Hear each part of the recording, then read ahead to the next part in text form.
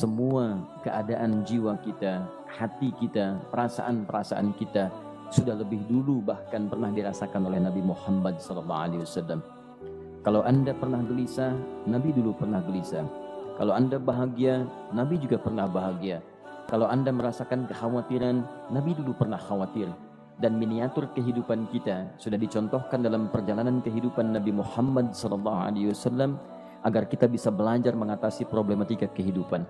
Allahu Akbar, kalau beliau tidak diutus oleh Allah, kita tidak tahu bagaimana cara menyelesaikan pemetaan kehidupan kita hingga dengan saat ini. Bahkan satu ketika pernah beliau kemudian dalam masa yang telah panjang berdakwah, qadarullah kemudian ada wahyu yang jeda datangnya tidak seperti biasanya. Biasanya datangnya cepat, berganti hari turun wahyu, ganti pekan turun wahyu. Ini beberapa masa wahyu belum turun. Ada hikmah di balik itu. Teman-teman sekalian, tiba-tiba beliau naik ke atas bukit, wahyu belum turun juga. Pulang ke rumah, belum turun juga. Sampai keadaan itu terlihat oleh kalangan kafir Quraisy dan mereka berkata, lihatlah Muhammad sudah gila. Dituduh gila. Jadi kalau Anda cuma dituduh dengan hal-hal yang ringan, dituduh soleh, kan? Dituduh kemudian orang yang berubah, dituduh semakin beriman dan sebagainya, barangkali itu lebih baik. Nabi dituduh gila, Anda bayangkan. Tuh Muhammad sudah gila. Muhammad sudah ditinggalkan oleh Tuhannya. Muhammad sudah kehilangan pegangannya. Muhammad sudah tidak punya orientasi. Orangnya sudah nggak jelas, bolak-balik tidak karuan. Naik ke atas bukit seakan-akan orang yang frustasi dan seterusnya. Tapi tahukah Anda apa yang terjadi? Setelah berbagai cacian, makian, tuduhan macam-macam diterima oleh Nabi SAW, lantas tibalah masanya Allah menurunkan satu surah, bahkan disandingkan dengan surah yang lainnya. Bersandinglah dua surah ini secara bersamaan turun. Surah ke-93 dan surah ke-94-nya terkait berkelindan, memberikan satu harapan yang sangat panjang. Kata Allah, "Wadduha wal laili idza saja ma wadda'aka rabbuka wa ma qala walal akhiratu khairul laka minal ula walasawfa yu'tika rabbuka fatarda alam yajidka yatiman fa'awa wa wajadaka dhallan fahada wa wajadaka 'ailan fa'aghna fa ammal yatima fala taqhar wa ammas sa'ila fala tanhar wa amma bi ni'mati rabbika fahaddits." Ya Muhammad, saya bersumpah dengan waktu duha. Kalau kita baca dengan ilmu balaghahnya, itu bukan sekedar sumpah mengilustrasikan waktu duha. Karena di ilmu balaghah itu nanti ada 3 turunan ilmu. Ada disebut ilmu ma'ani, ilmu mencari kata-kata sehingga ungkapannya sesuai untuk disampaikan. Mana kata-kata yang tepat untuk disampaikan dalam konteks yang ingin dibicarakan. Itu ma'ani namanya. Kemudian setelahnya ada ilmu bayan, bagaimana mengemas kosakata yang bagus ini sehingga bisa disampaikan dengan jelas, orang tidak bingung menerimanya, paham maksudnya. Kemudian setelah itu kadang-kadang jelas kalimatnya, tapi kedengarannya tidak indah. Woi, rapatkan, woi, apa belum paham juga? Rapatkan saf. Memang jelas, tapi nggak ngenakin. Maka bagaimana caranya disampaikan dengan jelas, tapi hati kita terasa nyaman, memuji. Terasanya nyaman diserahkan kepada Allah, tapi ada kebahagiaan, disampaikan tidak terasa tergurui, diperintahkan serasanya diberikan jalan untuk mendapatkan kebaikan. Maka yang ketiga disebut dengan ilmu badi' namanya. Ilmu menghiasi kalimat yang disampaikan sehingga terasa dengan nikmat. Turunannya nanti ada majaz namanya. Mengambil sebuah kalimat yang untuk diposisikan pada kalimat yang nyaman disebut dengan kinayah turunannya. Maka teman-teman kata Allah, wadduha. Diterjemahkan demi waktu duha, bukan sekedar waktu duha, karena duha itu ada cahaya yang indah, dirasakannya enak. Antum keluar waktu duha kan enak tuh, berjemur, kata orang Sunda moyan gitu kan, datang, bahkan sampai dianalisis ada vitamin D-nya bisa terasakan, ya. Kemudian setelah itu ada kenikmatan, enak suasananya, seakan-akan dunia milik sendiri, yang lain numpang. Wah, nyaman keluar itu. Baik, jadi wadduha itu ingin bersumpah mengilustrasikan waktu kenyamanan yang pernah dilalui. Kalau dalam bahasa tafsir yang luasnya, saya bersumpah Muhammad, demi segala kenikmatan yang pernah engkau rasakan dalam hidupmu, seperti engkau merasakan cahaya duha itu. Engkau pernah senang, saya bersumpah dengan kesenanganmu. Engkau pernah tenang, saya bersumpah dengan ketenanganmu. Engkau pernah nyaman, saya bersumpah dengan kenyamanan yang pernah engkau rasakan. Wal laili idza saja. Dan aku pun bersumpah demi gelapnya malam. Demikian terjemahannya. Bukan sekedar gelapnya malam, saja itu sesuatu yang pekat. Ya, ini belakang kelihatan agak gelap nih. Untuk memberikan proyek, kesini aja Pak, saya cuma ngasih contoh ini. Contoh, saya bukan mengeluh, bukan, ingin memberi contoh. Ya, contoh pada ilustrasi yang mau saya sampaikan. Nggak apa-apa, biarkan saja. Saya mau contoh kasih kata saja. Ya, ini belakang agak gelap untuk memproyeksikan cahaya ke sini. Tapi yang mau saya sampaikan, kalau gelapnya begitu pekat, semua cahaya ini nggak ada. Cahaya nggak ada nih, sama sekali tidak kelihatan. Saya mau tanya pada Anda, beraktivitasnya mudah atau sulit? Mudah nggak menemukan sendal Anda di luar? Belum tentu. Menemukan jalan keluar pun belum tentu mudah. Anda mesti meraba-raba jalan. Anda mesti kemudian melihat sesuatu dengan pandangan mata hati Anda. Raba, dan sebagainya. Sampai menemukan jalan itu pun belum tentu benar. Itulah yang disebut dengan gelapnya malam saja pekat.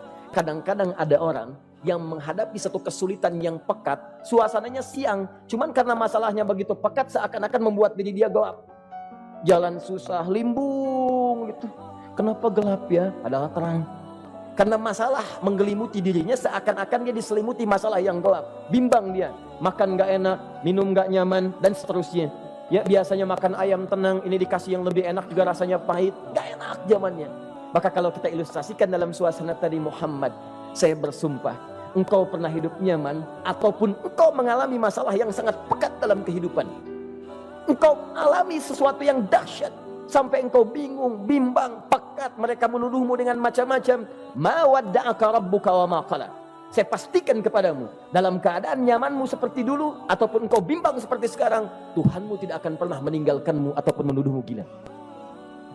Orang-orang yang dekat dengan Allah Subhanahu wa taala, maka Allah akan menjaganya baik dalam keadaan yang tenang dan nyaman ataupun dalam kesulitan yang luar biasa. Walal akhiratu khairul laka minal ula. Nanti saya akan tunjukkan kepadamu, jika kamu telah tabah dan sabar menerima cacian mereka, menerima tuduhan mereka, nggak apa-apa, ini kan muqaddimah. Masa kamu masih panjang.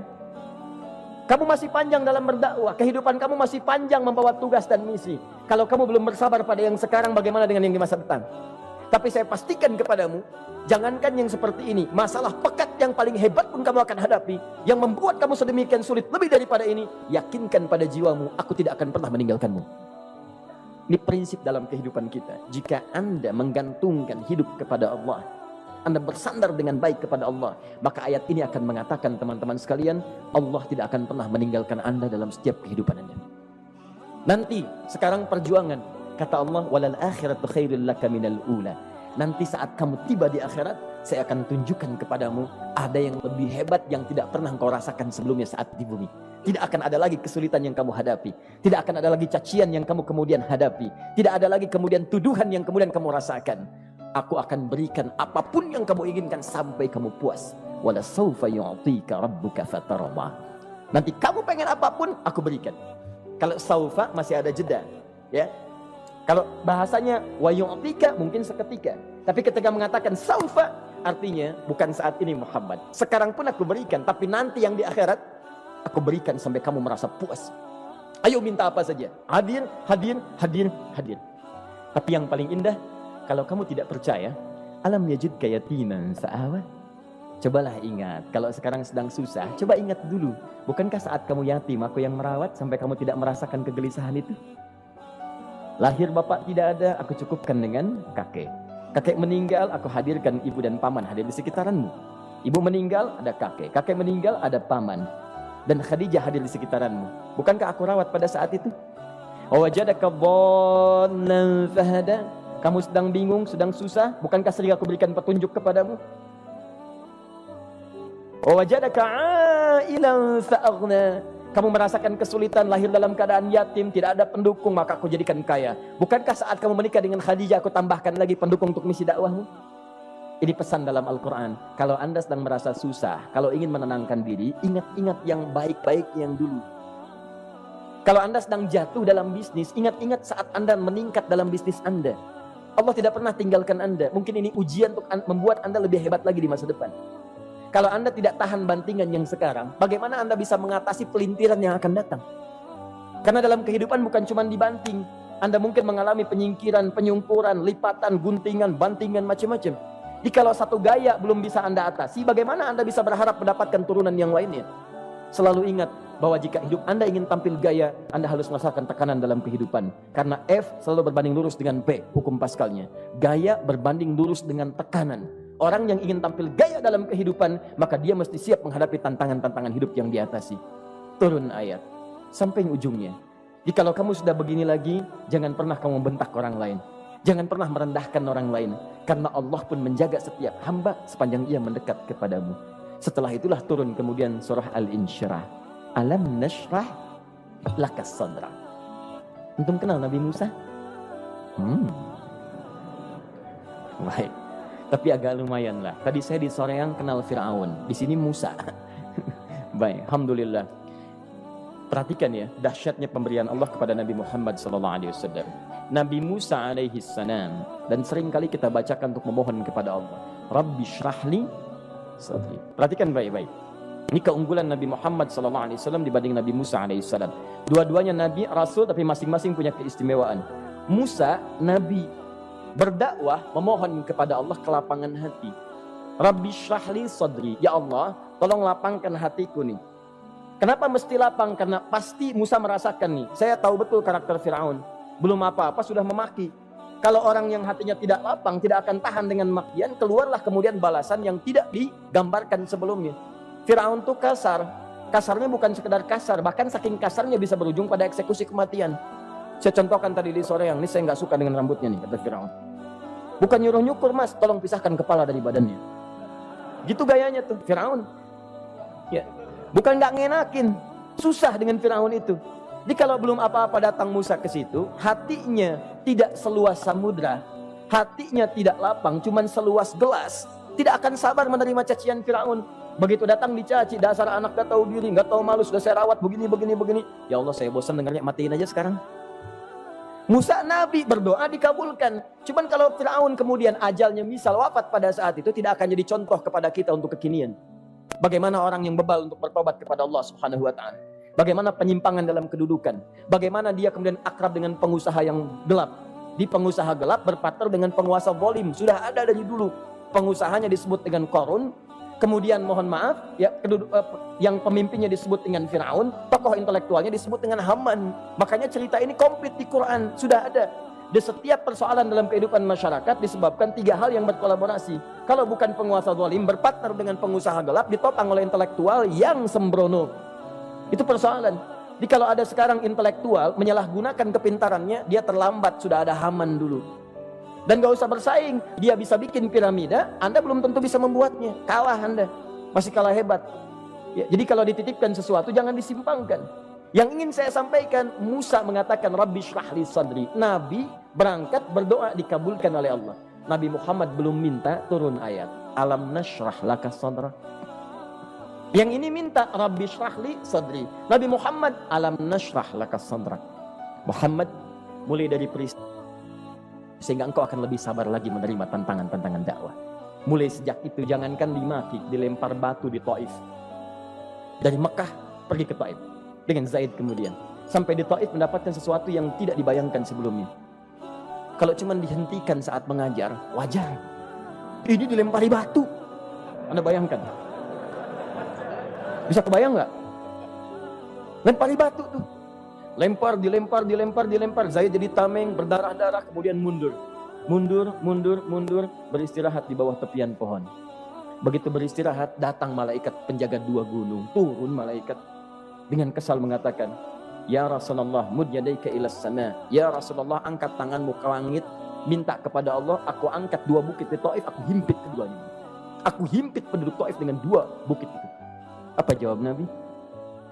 Karena sudah mendapatkan kelapangan, ketenangan, belajar dari peristiwa-peristiwa tadi, indah jawabannya. Lah, katanya, tolong jangan lakukan.